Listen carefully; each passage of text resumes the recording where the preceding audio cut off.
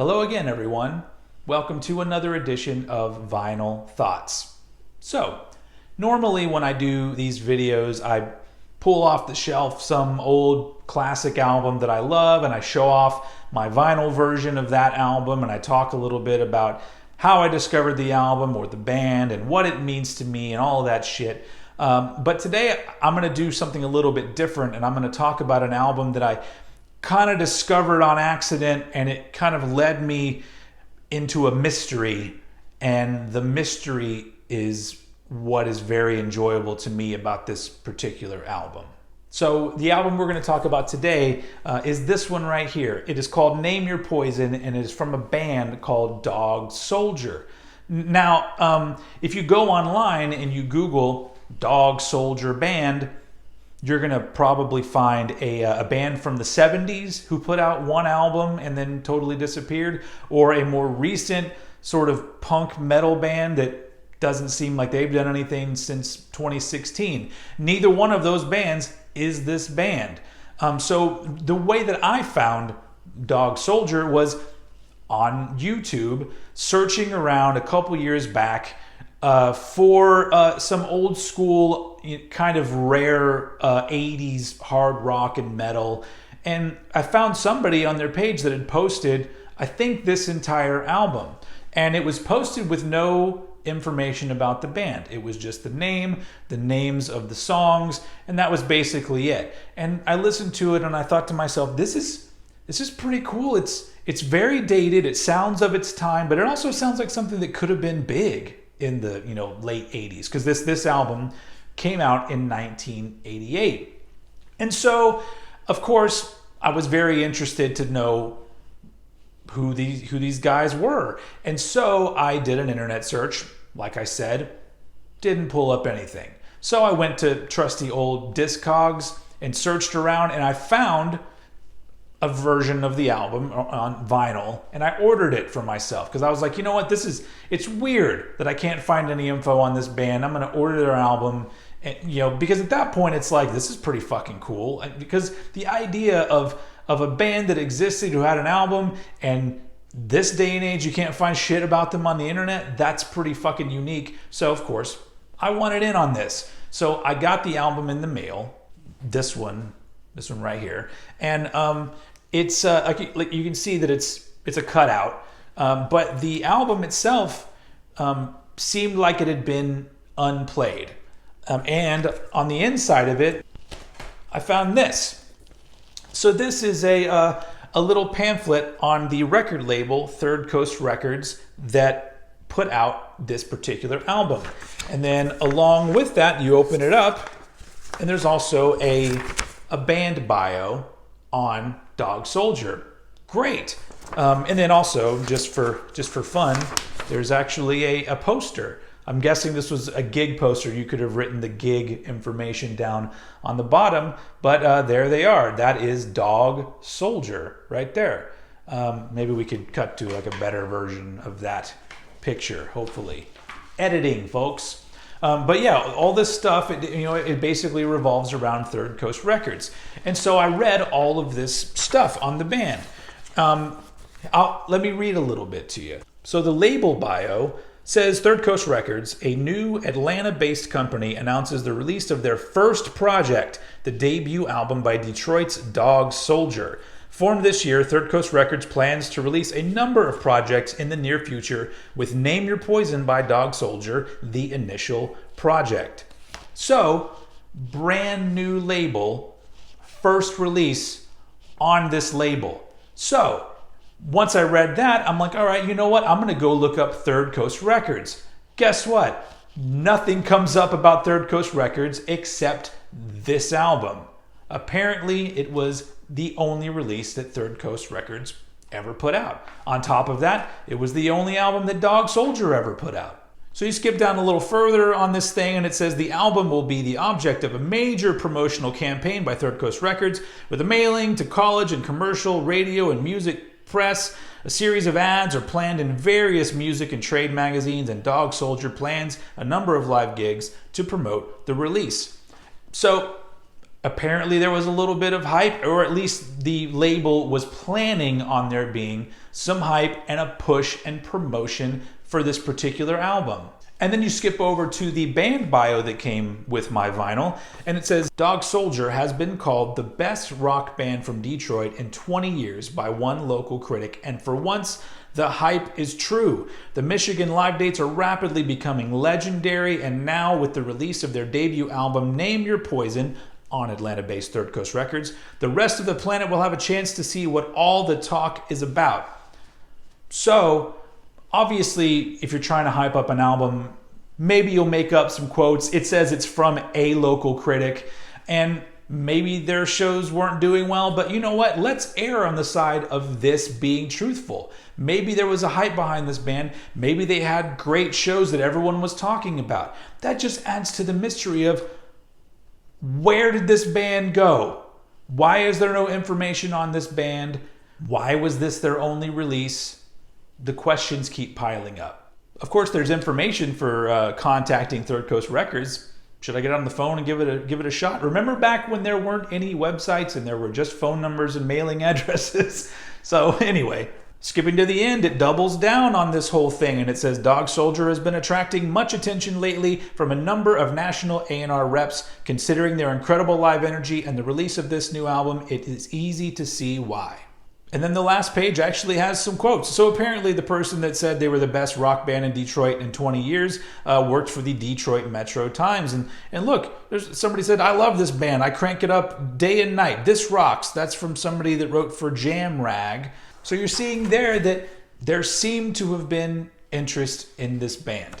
So after sort of digging even deeper on the internet, trying to find whatever I could, I ended up finding a newspaper article, which is mostly about the venue that the band were playing at, but it has a photo of the band and it has a short paragraph about the band. And it says, lead singer Christina Samante has been compared to Joan Jett, Pat Benatar, and Tina Turner, and the group's overall sound is said to resemble that of the Stooges, Blue Oyster Cult, or most often Guns N' Roses. Perhaps they could be described as diversely adherent to the hard rock style.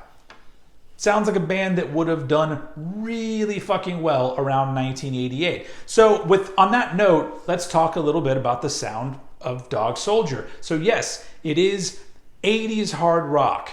It's pretty straightforward. There's honestly nothing unique about the band, but they are very good. So there are a lot of other bands from that same time period that have information out there and had some sort of a life after their first album that were nowhere near as good as Dog Soldier. The music is very catchy.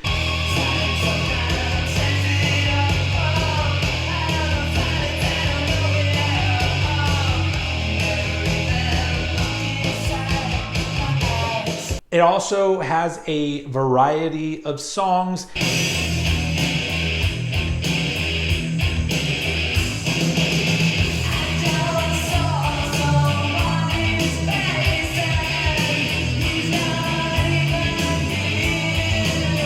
That kind of pull from different areas of what was going on in hard rock in the 80s.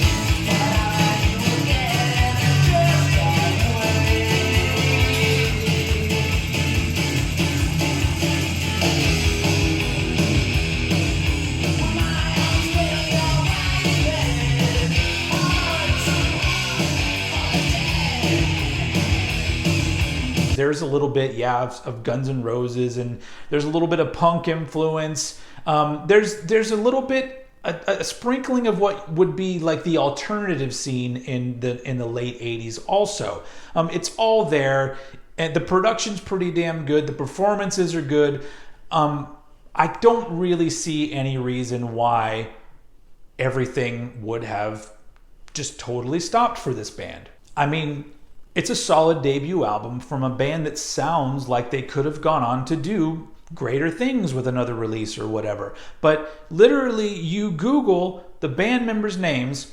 I was able to find a web page for the guitar player, and he apparently still does music. But the vocalist, she's nowhere to be found. The other band members, I was not able to find any info on them either. And so it's just this huge question mark.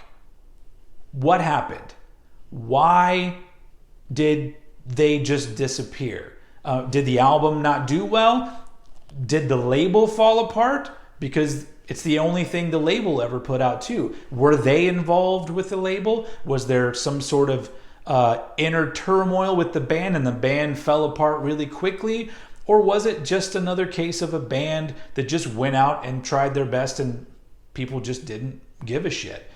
That last one kind of hits home for me because that's been my musical career. It's been being in bands that, sure, maybe a handful of people would be like, you guys are really fucking good. But the community at large was more like, whatever. And so I feel for these guys and girl because it's around that time, the late 80s, where things were fucking booming. And maybe that's another reason why I'm very interested in this album from this time period, because at that point in 1988, I was 10 years old. I was not old enough to start a band or be anywhere in the position that these people were. And so it fascinates me, that time period. I didn't get to be in a band when there was this promise of greatness and stardom and money and travel all around you everywhere you went. These guys were probably friends with bands that ended up becoming huge or were doing at least well enough to move them on to another album. I mean, I don't even know if Dog Soldier did a tour for this album. And so you see what I'm saying here?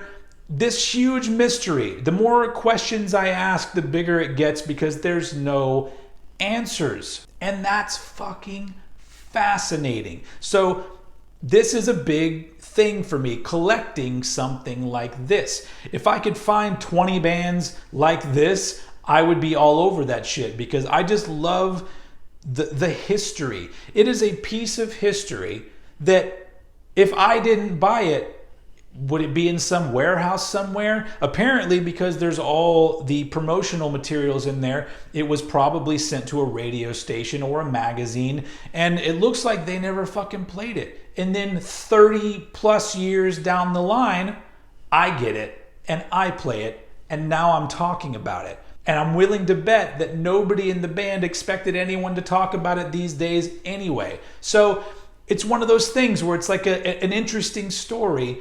And I feel like this could have been me.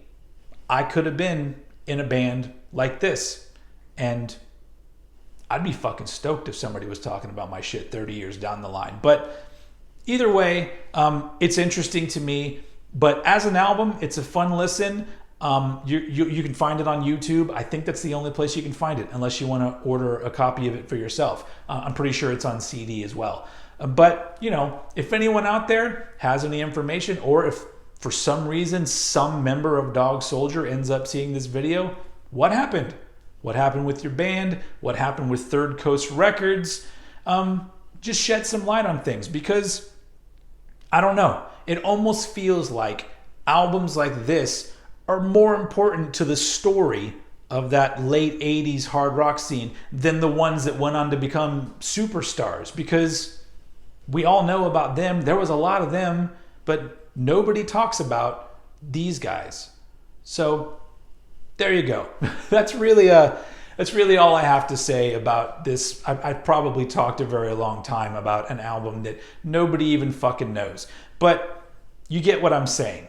As a collector, I love this kind of shit. So on that note, if anyone knows of any other bands that have a story similar to this, where they had some promise and completely disappeared off the face of the planet, send them my way, because I love that shit. And I love you guys for watching this shit. Thank you for continuing to support my page. Please like, please subscribe, please tell your friends, share this video, whatever you can do. I totally appreciate it, and I will see you all again very soon.